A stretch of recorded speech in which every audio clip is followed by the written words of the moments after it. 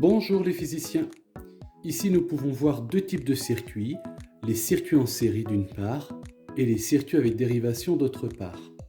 Dans le premier circuit, le circuit en série, on peut repérer qu'il n'y a qu'une seule boucle, qu'un seul chemin pour le courant qui part de la borne plus, va traverser ce fil, aller dans l'interrupteur, traverser les deux lampes et revenir à la borne moins. Il n'a pas d'autre solution, d'autre possibilité que ce circuit-là. Il n'y a qu'un seul chemin pour le courant, une seule boucle de courant. Dans les circuits avec dérivation, en revanche, on voit que le courant qui arrive, sort de la borne plus, arrive à l'interrupteur, à en ce point-ci, deux endroits où aller, soit cette lampe, soit celle-ci, avant de pouvoir retourner à la borne moins. Il y a donc ici une dérivation. On parle de circuit en dérivation. Les deux points particuliers de ce circuit en dérivation sont les deux que je montre ici, qu'on appelle les nœuds.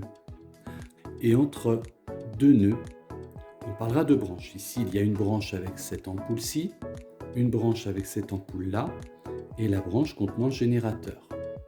Celle contenant le générateur entre les deux nœuds.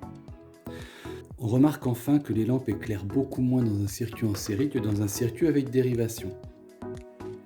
On retient que dans un circuit en série, il n'y a qu'une seule boucle de courant. Dans un circuit avec dérivation, il y a deux boucles de courant. La première et la deuxième.